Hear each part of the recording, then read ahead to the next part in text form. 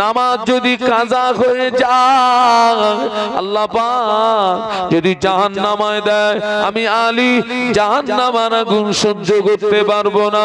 ওই চিন্তা করতে করতে চোখ দিয়ে দাদ্দার করে পানির তুষা গড়িয়ে যায়। এমন অবস্থায় সূর্য মাগরিবের রক্তে চলে গিয়েছে, সূর্য ডুবে গিয়েছে। আল্লাহ নবীর ঘুম ভেঙে গেল। আল্লাহ নবী ঘুম থেকে উঠে দেখেন আলী কাররামাল্লাহু ওয়াজহাহু চোখ দিয়ে দাদ্দার করে পানি গড়িয়ে যায়। ও বাবা আলী কাঁদো কেন? ইয়া রাসূলুল্লাহ আমার আসরের নামাজটা কাজা হয়ে গেল। কেন কাজা করলে আলী? হুজুর আপনি আমার কোলে মাথা দিয়ে শুয়েছিলেন। ও বাবা আলী আমাকে ডাকুনি কেন? হুজুর আপনি আল্লাহর নবী, হুজুর আপনি আল্লাহর রাসূল। আমি যদি আপনাকে ডাকি আপনার ঘুম ভেঙে যাবে, আপনার সঙ্গে বেয়াদবি হবে, আল্লাহ পাক নারাজ হয়ে যাবে, আল্লাহ পাক অসন্তুষ্ট হয়ে যাবে। এই জন্য আমি আপনাকে ডাকি না। আল্লাহ নবী বলেছিলেন ও বাবা আলী আমাকে সম্মান করতে গিয়ে আসরের নামাজ ছুটে গিয়েছে। আমি আল্লাহ নবী তোমাকে আসরের নামাজ কাজা করতে দেব না। আর একটু জোরে হয় না? আর একটু জোরে হয় না? তাকবীর দেন তো, নারায়ে তাকবীর। তুমি আমাকে ইজ্জত করতে গিয়ে আসরের নামাজ তোমার ছুটে গিয়েছে। আমি আল্লাহর নবী, আমি তোমাকে আসরের নামাজ কাজা করতে দেব না।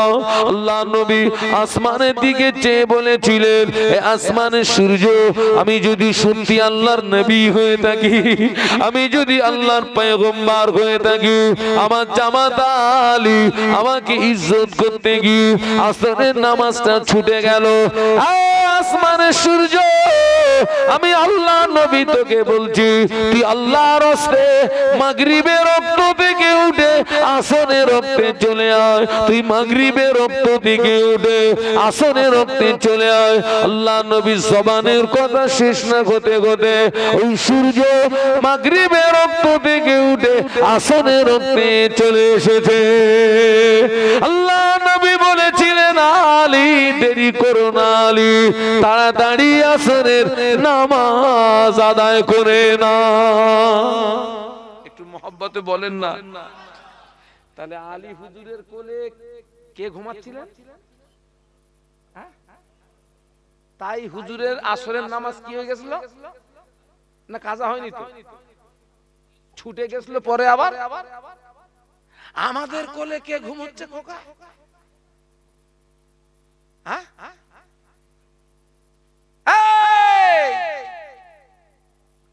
আমার কোলে কে?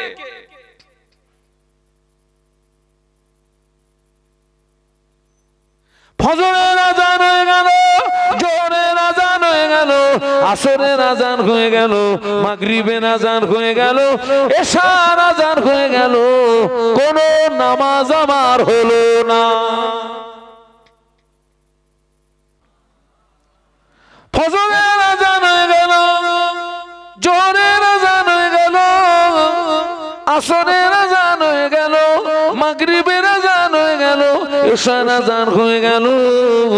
যে বাড়িতে বাপ নামাজে দাঁড়িয়ে যায়, মা নামাজে দাঁড়িয়ে যায়, ছেলে নামাজে দাঁড়িয়ে যায়, মেয়ে নামাজে দাঁড়িয়ে যায়, ওই বাড়িটা আল্লাহ পাকের আসমান থেকে রহমত বরকত নাজিল হয়। একটু মহব্বতে বলেন। আল্লাহ নবী সাহাবীদের বলেছিলেন ও সাহাবীরা, আল্লাহ নবী বলেছিলেন ও সাহাবীরা তোমরা যেন তোমাদের ঘরগুলোকে কবর বানিও না। কি বানিও না? হ্যাঁ কবরে নামাজ হয়। হ্যাঁ যে বাড়িটায় নামাজ হয় না ওই বাড়িটা কবরের সমতুল্য। আমাকে যেন ভুল বুঝবেন না, আমাদের সমাজের কত বাড়ি পুরো কবর হয়ে গেছে। আমাদের সমাজের কত বাড়ি পুরো কবর হয়ে গেছে। 24 ঘন্টার ভিতরে ঘরটায় কোনো নামাজ হয় না।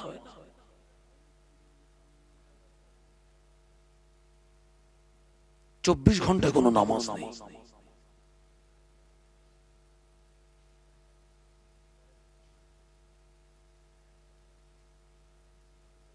আল্লাহ নবী বলেছেন, সাহাবীরা খবরদার খবরদার তোমরা যেন তোমাদের ঘরগুলোকে কবর বানিও না।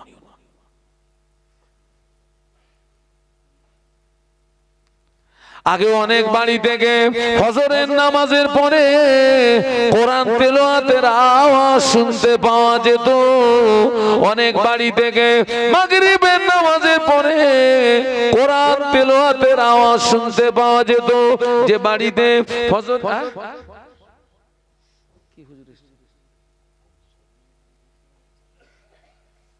আমি তো মানে তাকবীর দিলাম, তো তুই কি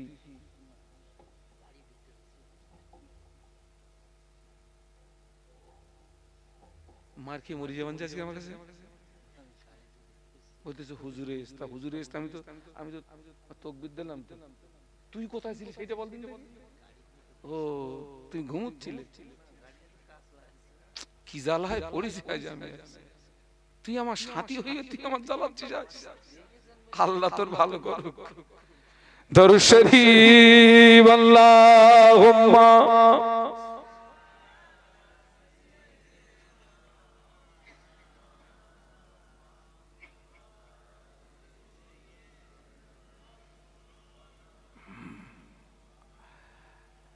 আমি কোন জায়গাটা আটকে গেছিলাম? না, আমার শেষ কথা ছিল কোথায়?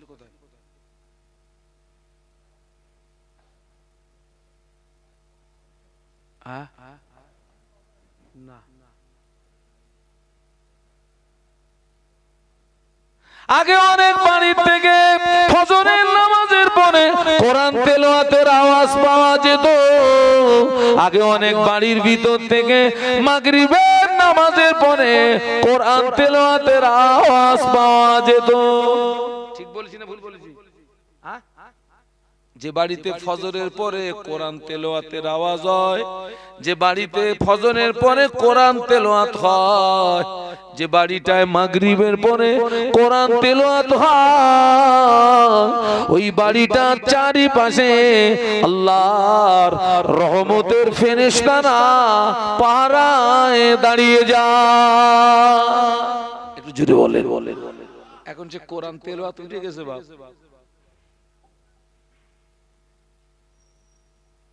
এখন বাড়ি আর কোরআন তেলাওয়াত হয় না।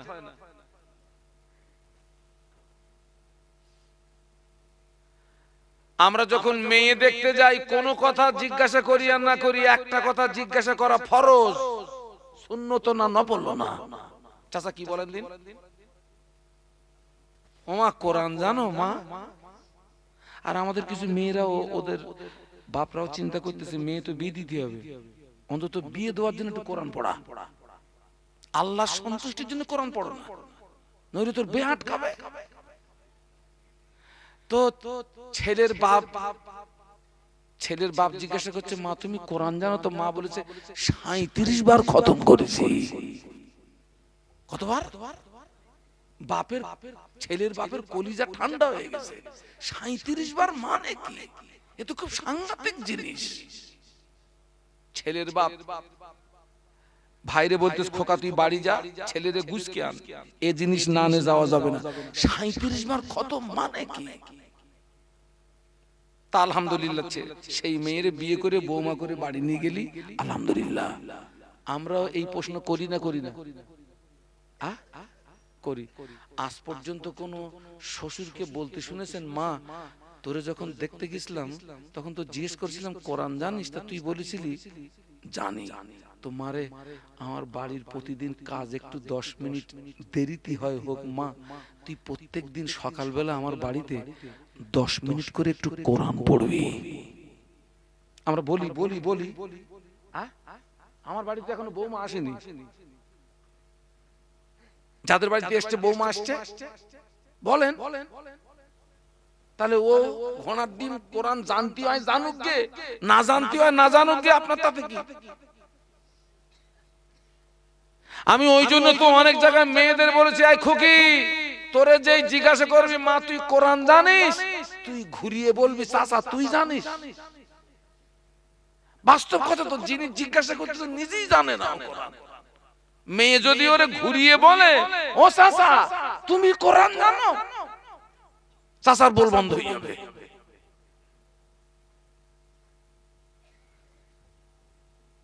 বৌমাকে বলবেন বৌমা আমি আমার মনে নিয়ত ছিল আমার বৌমা যেন কোরআন পড়তে পারে, আমার বৌমা যেন নামাজি হয়।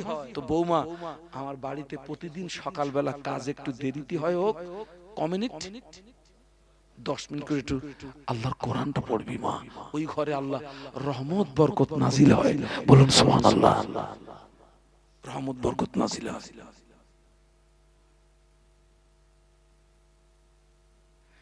এই শবে বরাতের রাতে, আপনার শবে বরাতের মাসে আমরা কি করি? আমার বাড়িতে সারা বছর কোরআন তেলাওয়াত হয়নি, হাফেজ সাহেবের ডাক, হ্যাঁ সাহেব এক খতম একটু কোরআন পড়ে দাও। হাফেজ সাহেবের কাছে এক খতম কোরআন পড়ে দিচ্ছে কত? 300 টাকা। বাবা ঠিক বলছি না ভুল বলছি? পুরো একটা খতম, পূর্ণ 30 পারা খতম করতে গেলে পেশাব পায়খানা খাওয়া দাওয়া বাদ দিয়ে এক বৈঠকে এক খতম কোরআন পড়তে গেলে মিনিমাম সময় লাগে 6 থেকে 8 ঘন্টা। আবার মুখ দিয়ে গাঁজা বেরোবে, গাঁজা কখনটা বললাম 6 থেকে 8 ঘন্টা মুখ দিয়ে গাঁজা বার করে তার হাতে দিচ্ছি কত? 300 টাকা। হাফেজ সাহেবরা এখন চালাক হয়ে গেছে, তুই মাল কম দিবি আমিও শর্ট করে দেবো।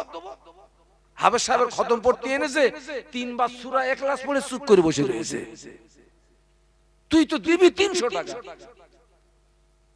3 বার সূরা ইখলাস, থাক চুপ করে। তুই কত মাল কম দিবি দে, তারপর যদি 150 দিস একবার সূরা ইখলাস পড়বো।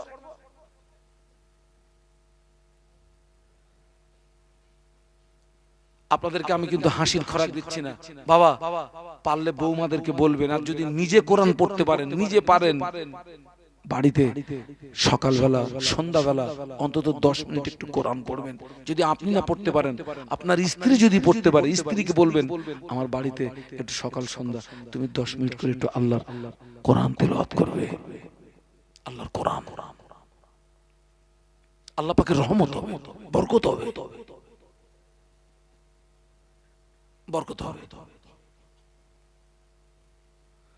একটা একটা করে যদি আমি আগিয়ে যাই, দেখা যাবে সব আমার ভুল ধরা পড়বে, ভুল ধরা পড়বে, ভুল ধরা পড়বে। বাবা আমি অধিকার আগাবো না, গুটিয়ে আনি। আমি বলেছিলাম এই মাহফিল আমাদের জীবনের শেষ মাহফিল হতে পারে। আপনি কোন অপরাধের অপরাধী আপনি জানেন আর আল্লাহ জানে। আমি কোন অপরাধের অপরাধী আমি জানি আর আমাদের জন্য এখনো তওবার দরজা খোলা না বন্ধ? বলুন বলুন খোলা। আল্লাহ বলেছেন ইয়া আইয়ুহাল্লাযীনা আমানু তুবু ইলাল্লাহি তাওবাতান নাসুহা। সুবহানাল্লাহ বলুন। আল্লাহ বললেন হে বিশ্বের ঈমানদার সম্প্রদায়, তোরা আমার কাছে খাঁটি তওবা কর। এই যে আপনার শবে বরাতের রাতে মানুষ এত দোয়া করে কেন বলুন তো? ওই শবে বরাতের রাতে আগামী 1 বছরের আল্লাহর দরবারে বান্দার আপনার নতুন বাজেট তৈরি হয়। বাজেট, এই যে আমাদের ভারত সরকার এখান থেকে আপনার মানে কয়েকদিন আগে নতুন বাজেট পেশ করেছে না? বাজেট ওই রকম আল্লাহ পাকের দরবারে বান্দার 1 বছরের নতুন কি তৈরি হয়? বাজেট তৈরি হয়। আল্লাহ প্রতিদিন রাতের শেষ অংশে, প্রত্যেক দিন রাতের কোন অংশে? শেষ অংশে। মানে রাত যদি 12 ঘন্টা হয় তাহলে 3-এর 1 অংশ। রাত যদি 12 ঘন্টা হয় তার 3-এর 1 অংশ মানে ওই রাত 2টোর দিকে, রাত 2টোর পর থেকে হচ্ছে শেষ অংশ। ওই শেষ অংশে আল্লাহ বান্দাকে লক্ষ্য করে বলে কে আছো গুনাহগার, আমার কাছে তওবা করো, আমি আল্লাহ তোমার জীবনের গুনাহকে মাফ করে দেব। কে আছো ঋণগ্রস্ত, আমার কাছে দোয়া করো, আমি তোমাকে ঋণ থেকে মুক্তি দিয়ে দেব। কে আছো রোগগ্রস্ত, আমার কাছে দোয়া করো, আমি আল্লাহ তোকে ঋণ থেকে, রোগ থেকে শেফায় কামেলা দিয়ে দেবো। একটু জোরে বলুন। প্রত্যেক দিন রাতের কোন অংশে বলুন বলুন, শেষ অংশে। আর শবে বরাতে ওইটা হচ্ছে স্পেশাল, আল্লাহ বাড়িয়ে দিয়েছেন একদম মাগরিব থেকে শুরু করে ফজর পর্যন্ত আল্লাহ বান্দাকে ডাকে।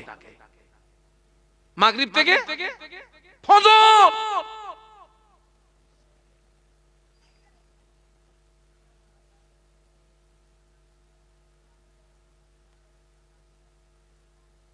আমি আপনাদেরকে বলতে চাচ্ছি, যা হওয়ার হয়ে গেছে, আজকের পর্যন্ত স্টপ করি। যা হওয়ার হয়ে গেছে বাবা, সে তো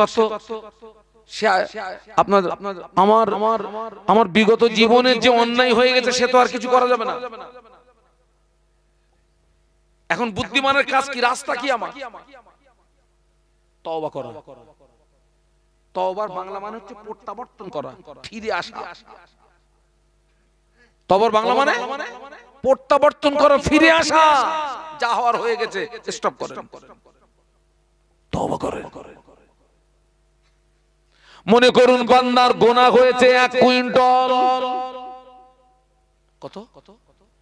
বান্দা যদি খালেস অন্তরে তওবা করে, আমার আল্লাহ পাক ওই 1 কুইন্টাল তওবাকে শুধু maaf করে দেন না, আমার আল্লাহ পাক ওই 1 কুইন্টাল গুনাহ আল্লাহ বান্দা যখন তওবা করে, আল্লাহ পাক 1 কুইন্টাল গুনাহগুলো maaf করে দিয়ে আমার আল্লাহ 1 কুইন্টাল নেকি দিয়ে বদলিয়ে দেয়।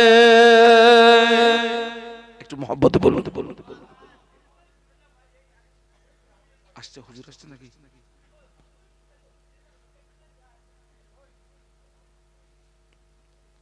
নজরটা আপনাদের কিন্তু ওইদিকে চলে গেছে। 1 কুইন্টাল গোনা নিয়ে যদি আপনি খালেস অন্তরে তওবা করেন, আল্লাহ আপনার 1 কুইন্টাল গোনা মাফ করে দিয়ে ওই গোনাগুলোকে 1 কুইন্টাল নেকি দিয়ে আল্লাহ বদলিয়ে দেবে। বলুন সুবহানাল্লাহ।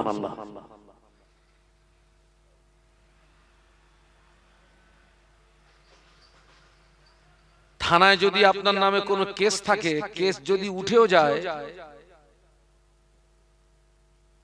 আপনার নামে কিন্তু একটা লাল দাগ থেকে যাবে ওখানে।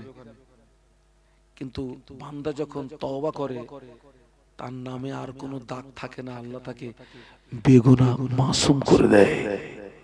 একটু জোরে বলুন।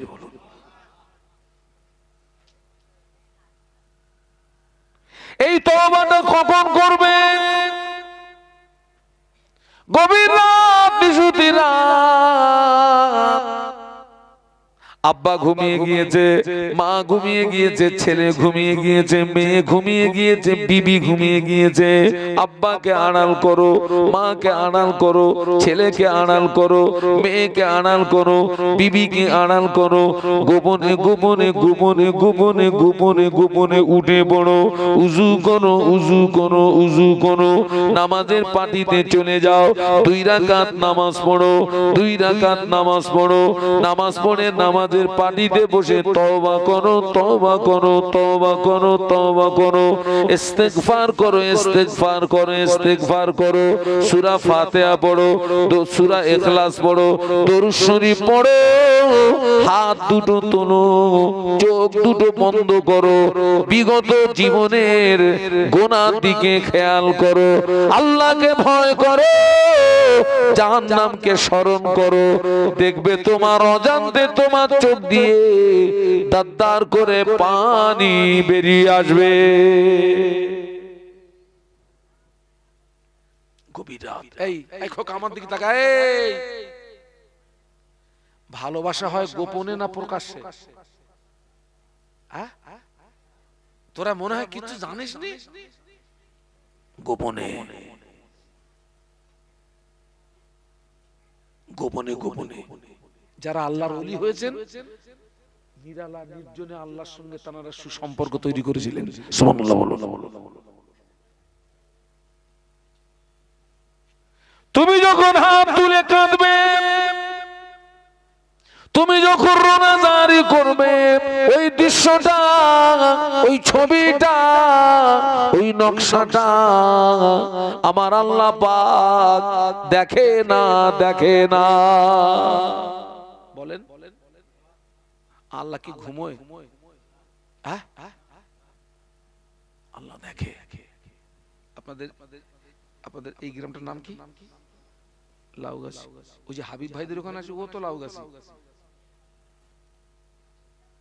আল্লাহ পাক ওই সময় ফেরেশতাদের ডাকেন, ও আমার ফেরেশতারা লাউগাছের জমিনে চলে যাও। লাউগাছের জমিনে গিয়ে দেখো আমার হাজার হাজার বান্দা বান্দি আরামের বিছানায় চলে গিয়েছে। হাজার হাজার বান্দা বান্দি আরামের বিছানায় চলে গিয়েছে। আমার কিছু সংখ্যক বান্দা বান্দি এই গভীর রাতে কাঁদে কেন? যাও না একটু শুনে শোনা। এই গভীর রাতে কাঁদে কেন? যাও না একটু শুনে শোনা। ফেরে আল্লাহ সবই জানেন, তবে ফেরেশতাদের জবান থেকে শুনতে ভালোবাসেন। ফেরেশতা বান্দার পাশে হাজির হয়ে যায়। বান্দা কাঁদতেছেন, আল্লাহ পাক জীবনের গুনাহ মাফ করে দিন, জাহান্নামের আগুন হারাম করে দিন। আল্লাহ পাক জীবনের গুনাহ মাফ করে দিন, জাহান্নামের আগুন হারাম করে দিন। মোনাজাত যখন শেষ হয়ে যায় ফেরেশতারা আল্লাহ পাকের দরবারে চলে যায়। আল্লাহ জিজ্ঞাসা করে ফেরেশতারা আমার বান্দা কি চেয়েছে, কি বলেছে? ও রব্বুল আলামিন আল্লাহ আপনার বান্দা গুনাহ থেকে মাফি চায়। আল্লাহ বলে ফেরেশতারা আমার বান্দা কি আমাকে দেখেছে নাকি? না আল্লাহ আপনার বান্দা আপনাকে দেখে না। আল্লাহ বলে ফেরেশতারে আমার বান্দা আমাকে না দেখে আমার বান্দা যদি এতই রোনাজারি করে, আমার বান্দা যদি এতই কান্নাকাটি করে, আমার বান্দা যদি একবার আমাকে দেখতো কতই না রোনাজারি করতো, কতই না কান্নাকাটি করতো। ও আমার মালাইকারা তোরা সাক্ষী হয়ে যা, আমি আল্লাহ পাক আমার ওই সমস্ত রোনাজারি করা বান্দা বান্দীদের জীবনের পার পার পার পার সমান গুনাহ আমি আল্লাহ পাক মাফ করে দিলাম। সাক্ষী থাকি।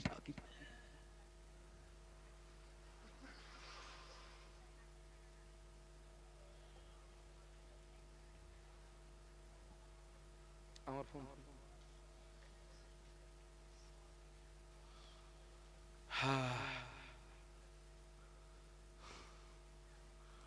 তোরা সাক্ষী হয়ে যা ফেরেশতারা।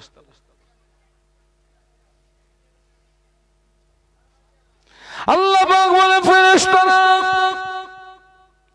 আমার বান্দা কি আমার আযাবে জাহান্নাম দেখেছে নাকি? না আল্লাহ আপনার বান্দা আপনার আযাবে জাহান্নাম দেখে না। আল্লাহ বলে ফেরেশতারা আমার বান্দা আমার জাহান্নাম না দেখে আমার বান্দা যদি এতই রোনাজারি করে, আমার বান্দা যদি এতই কান্নাকাটি করে, আমার বান্দা যদি একবার আমার আযাবে জাহান্নাম দেখতো কতই না রোনাজারি করতো, কতই না কান্নাকাটি করতো।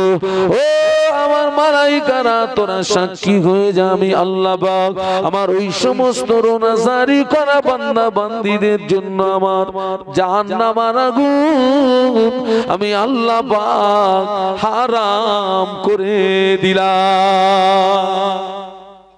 বাবা রাস্তা বলে দিলাম। আলেমদের দায়িত্ব হচ্ছে রাস্তা দেখিয়ে দেওয়া। আমি রাস্তা দেখিয়ে দিলাম, কি করবেন বাড়ি গিয়ে ভাববেন। আমি আর বাড়াবো না। এ হুজুর কেবলা এসে গেছেন, রাত 1টা বেজে গেছে, আমি বিদায় নেব। তবে তার আগে বলি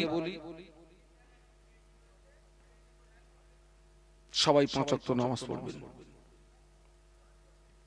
ছেলেকে, মেয়েকে, স্ত্রীকে নামাজের কথা বলবেন। তবে নামাজটা আপনার মতো করে পড়লে হবে না। আল্লাহ রাসূল বলেছেন সল্লু কামা রাআইতুমুনি সল্লি, নামাজ পড়ো ওইভাবে যেভাবে আমাকে পড়তে দেখো। সুবহানাল্লাহ। নামাজ পড়তে হবে নবীর মতো। কার মতো? সবাই মিলে বলুন, নামাজ যেন নবীর মতো নামাজ হয়।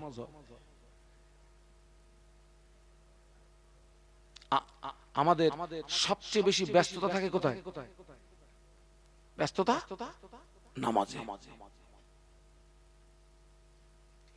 কিন্তু নামাজ পড়তে হবে ধৈর্যের সঙ্গে, ইতমিনানের সঙ্গে, খুশুর সঙ্গে নামাজ। আল্লাহ নবী বললেন, আনতা আবুদাল্লাহা কান্নাকা তারাহু ফাইল্লাম তাকুন তারাহু ফাইন্নাহু ইয়ারাকা। আনতা আবুদাল্লাহা কান্নাকা তারাহু ফাইল্লাম তাকুন তারাহু ফাইন্নাহু ইয়ারাকা। আল্লাহ নবী বললেন, তোমরা যখন নামাজে দাঁড়াবে ওই সময় মনে করবে তুমি তোমার রবকে দেখতে পাচ্ছ। ওটা যদি সম্ভব না হয় ওই সময় মনে করবে তোমার রব তোমাকে দেখতে পাচ্ছে।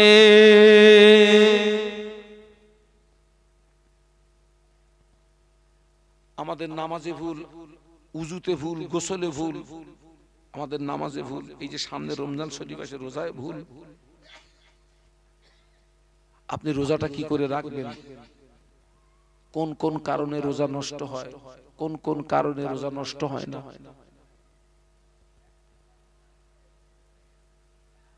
আপনি কি বলে রোজার নিয়ত করবেন, আপনি কিভাবে নিয়ত করবেন? আপনি ইফতার করবেন কি বলে ইফতার করবেন? আপনি সেহরি করবেন কিভাবে করবেন? উজু করবেন কি করে? গোসল করবেন কি করে? নামাজ পড়বেন কি করে? মায়েদের কিছু গোপন মাসলা মাসায়েল আল্লামা বড় মাওলানা রুহুল আমিন রহমাতুল্লাহ আলাইহি হুজুরের লিখিত নামাজ শিক্ষা আমি জলসায় জলসায় বিক্রি করি। দ্বীনি খেদমত